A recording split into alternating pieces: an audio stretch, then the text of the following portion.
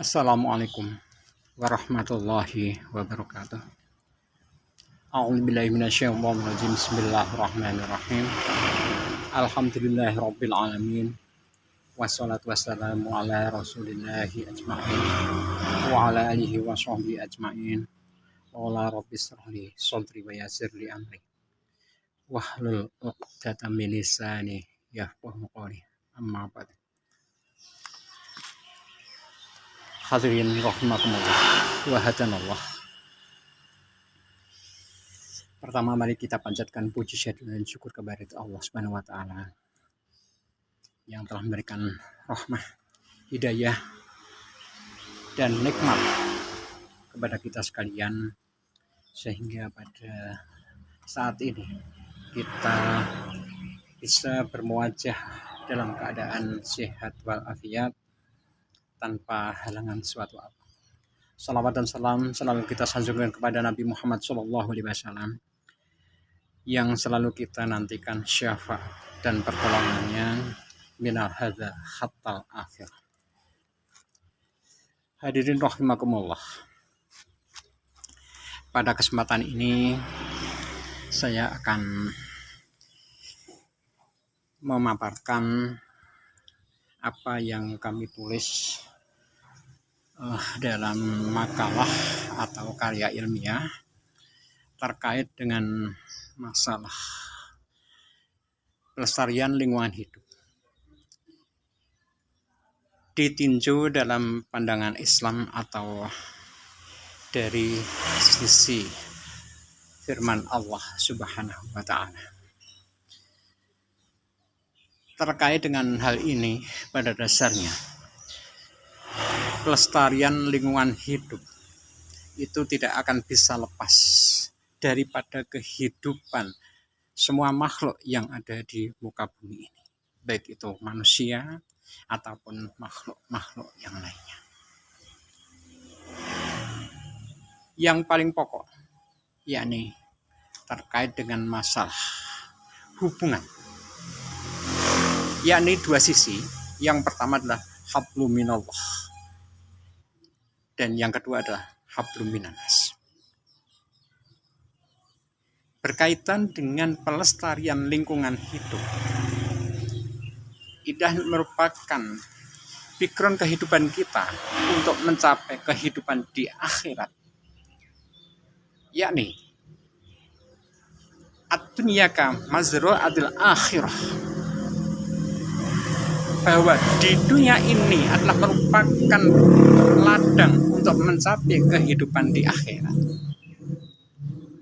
Terkait dengan semua permasalahan ini, maka betul-betul bahwa pelestarian lingkungan yakni sebagai bahan atau modal kita untuk bisa mencapai kehidupan akhirat yang sejahtera atau bahagia di akhirat nanti. Di sisi lain, bahwa kehidupan kita di muka bumi ini yang tidak akan bisa lepas berhubungan dengan makhluk yang lain atau kehidupan sosial, juga tidak akan bisa lepas dari kebutuhan hidup kita di dunia ini untuk bisa mencapai kesejahteraan di akhirat. Dari semua itu, maka kita harus bisa menghindarkan atau sifatnya mengantisipasi kesengsaraan kehidupan kita di akhirat. Maka perlu kita berdasarkan kadal fakru ayakuna kufran. Nah, dari dasar ini, maka apapun alasannya, kita berusaha semaksimal mungkin untuk bisa melestarikan lingkungan kita, sehingga ketika kita hidup di muka bumi ini, kita bisa mencukupi dari apa yang menjadi kebutuhan kita untuk bisa mencapai ketentraman, kebahagiaan, sehingga kebahagiaan kita betul-betul bisa mencapai kebahagiaan di akhirat nanti. Ini hal yang sangat penting bagi kita sekalian, sehingga dari apa yang insya Allah akan kami paparkan, walaupun hanya sekilas dari pelestarian lingkungan hidup ditinjau dari pandangan agama atau dari pandangan Al-Quran, insya Allah nanti kita akan bisa mencapai kehidupan sejak di dunia ini sampai di akhirat. Insya Allah kita akan mendapatkan kesejahteraan minat dunia hatta akhirat. Para hadirin rahimakumullah yang selalu kita nantikan kebahagiaan. Menjaga lingkungan hidup agar tetap lestari memang harus menjadi prioritas di zaman yang semakin tua ini. Ada begitu banyak kerusakan alam yang terjadi, terutama kerusakan-kerusakan yang selalu disebabkan oleh keserakahan dan ulah manusia yang tidak bertanggung jawab. Kita cermati semakin hari udara semakin kotor dan suhu udara di muka bumi ini semakin panas. Hal ini tentu tidak terjadi tanpa sebab. Ada banyak kegiatan manusia yang merusak keseimbangan alam, mulai dari membuang sampah sembarangan, asap kendaraan bermotor, menebang pohon yang tanpa melakukan reboisasi, kemudian menggunakan pupuk kimia secara berlebihan. Belum lagi ditambah dengan pembuang sampah, limbah pabrik, dan kegiatan penambangan yang tidak terkendali. Polusi terjadi di mana-mana. Islam sebagai agama yang rahmatan lil alamin tentu menganjurkan agar seluruh umat Islam bisa menjaga dan melestarikan lingkungan. Urgensi terkait pentingnya menjaga lingkungan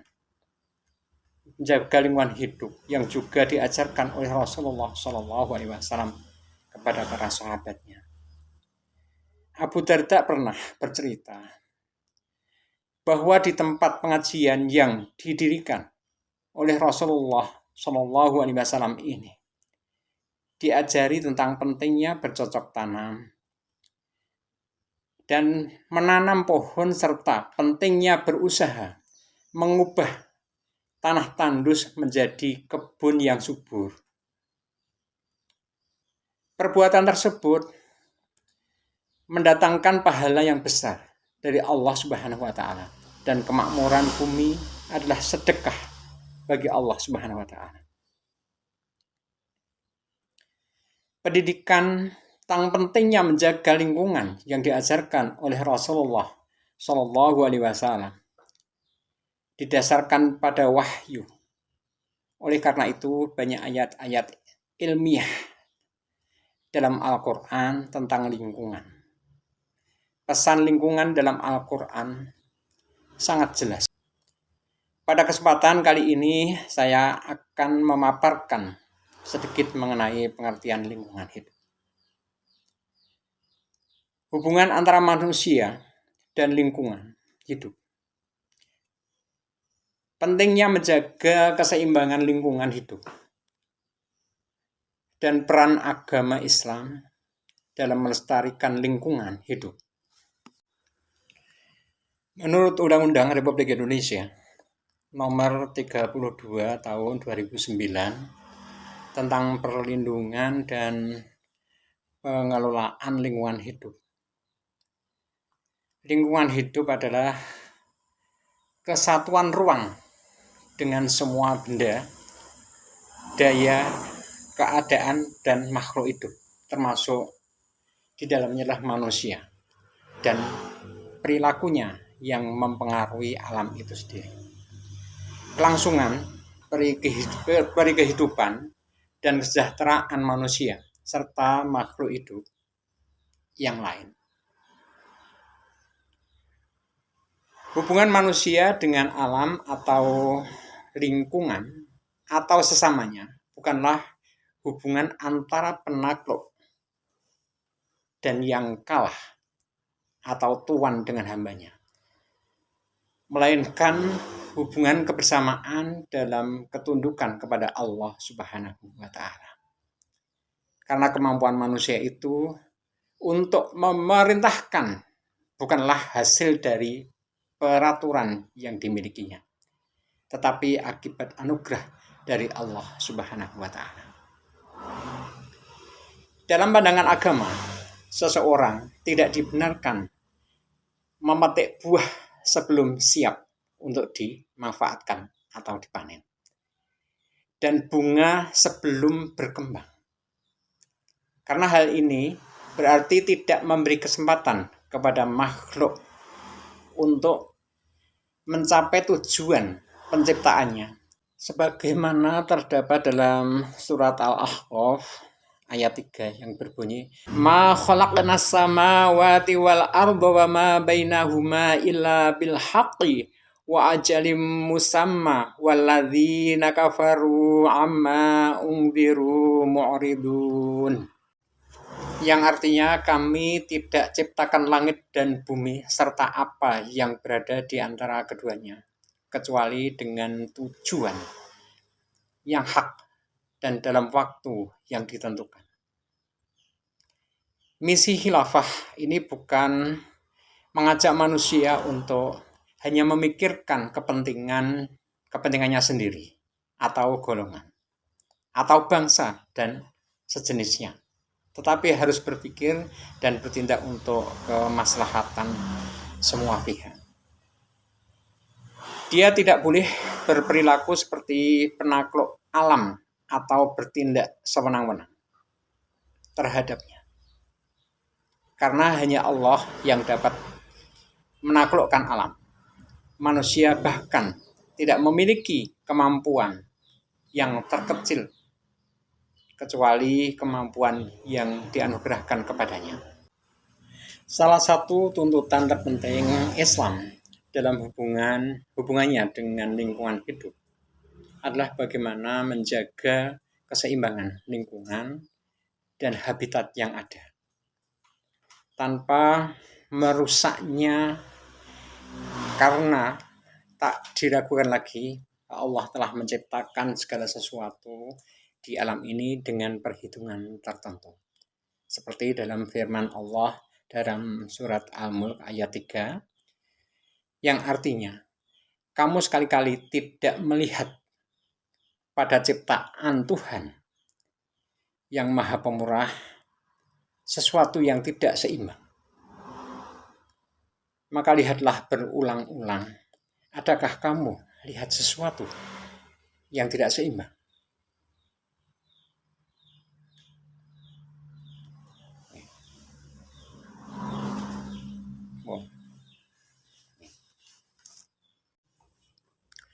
Salah satu tuntutan terpenting Islam dalam hubungan dengan lingkungan hidup adalah bagaimana menjaga keseimbangan lingkungan dan habitat yang ada tanpa merusakkan, karena tak diragukan lagi bahwa Allah telah menciptakan segala sesuatu yang ada di alam ini dengan perhitungan tertentu.